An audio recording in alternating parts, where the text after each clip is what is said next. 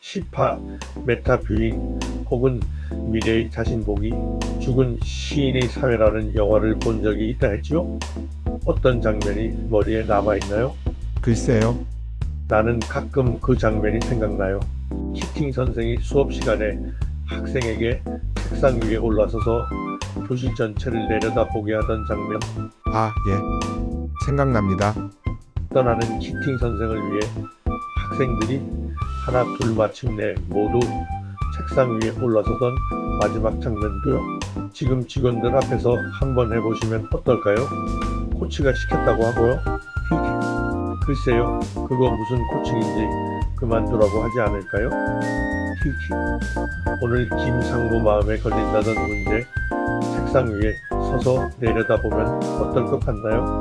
이야기를 더 발전시켜 고객의 눈을 감게 하고 앉은 자리에서 곧바로 투명한 엘리베이터 같은 것을 타고 하늘로 올라가는 장면을 연상하도록 주문했다.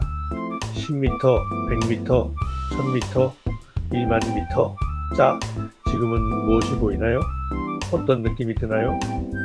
고도가 바뀌는 장면에서 코치의 질문, 다 끝나면 점차 고도를 낮추는 단계를 밟아 다시 현실 세계로 돌아온다.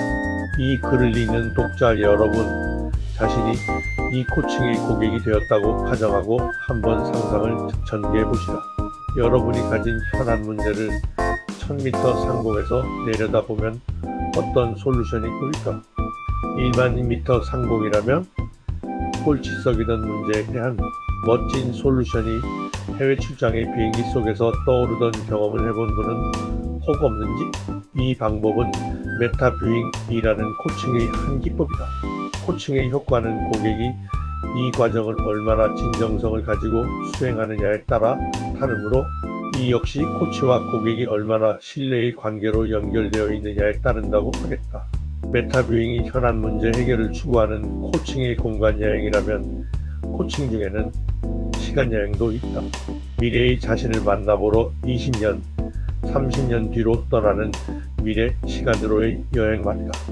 22여 년 전의 것이다. 약학박사 학위를 받고 식약청에 동지를 텄다고 내게 신고했던 내 코칭 고객 윤마누롬마 연구왕 여사가 그로부터 3년쯤 지난 어느 날 느닷없이 내 페이스북 홈에 글을 올렸다. 오는 4월 자신이 그처럼 가고 싶어하던 세계 최고의 신약 연구소인 프랑스 파스테르 연구소에 포닥 과정으로 가게 되었다는 반가운 소식을 한시바삐 전하기 위해서였다. 이 긴 이름의 주인공은 내가 코칭 과정 중에 미래의 자신 투영 기법을 사용하여 큰 효과를 얻었던 나의 모범 고객 중 하나이다.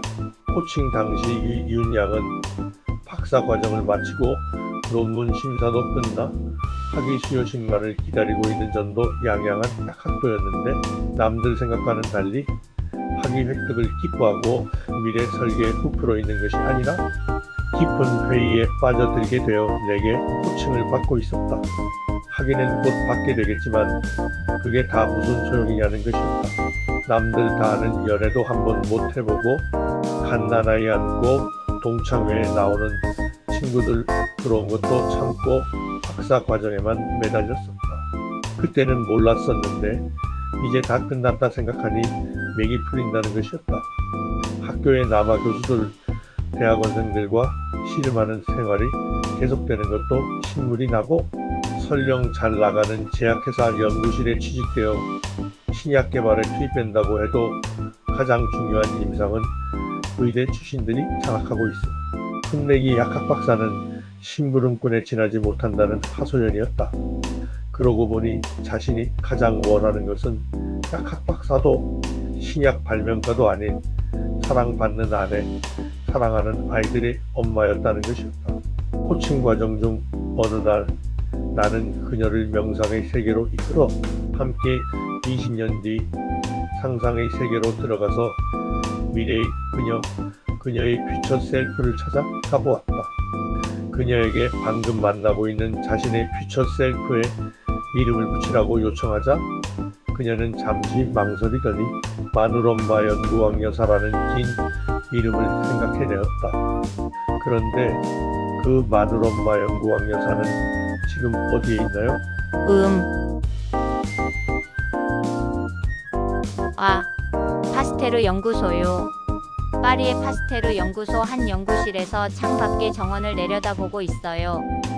이윽고 현실로 돌아온 우리는 함께 책무를 정했다. 그녀가 책무를 선택했다는 표현이 옳을 것이다. 그녀도 자신이 어떻게 파스테르 연구소를 생각해 내었는지 신기해하였다. 프랑스 대사관 과학참사관을 접촉하고 파스테르 연구소에 자기소개서와 학위 논문을 보내고 포스닥 과정을 신청하였다. 가슴 졸이는 몇 주의 기다림 뒤 믿기지 않는 포닥 과정 잠정 승인을 얻었었는데 당시 갑자기 닥친 유럽의 금융 위기가 발목을 잡았다. 연구소의 외화 예산 부족으로 외국인 포닥 영입은 사태가 해결될 때까지 무기한 연기할 수밖에 없다는 통보였다. 하는 수 없이 국내에서 직장을 찾았다. 식약청은 그렇게 해서 찾은 그녀의 직장이었다. 그런데 3년이 지난 이제 파스테르 연구소 행의 꿈이 이루어지게 된 것이라니 그녀가 기쁜 만큼 나도 기뻤다. 혹시 우리 연구왕 여사 파란 눈의 연구원하고 결혼해서 금발의 백설 같은 피부 꿈꾸는 듯한 녹색 눈동자 가진 아기나 안고 귀국하는 거 아냐. 내가 짓궂게 놀리자 윤양의 얼굴이 붉어졌다.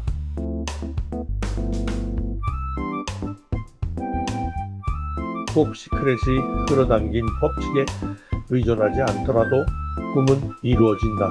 메타뷰잉, 나아가 미래의 자신 등을 작동시키는 코칭의 기제를 살펴보았다. 그러고 보니 이들의 코칭을 통해 또한 꿈을 이루고 있는 것은 아마도 내가 아니는지.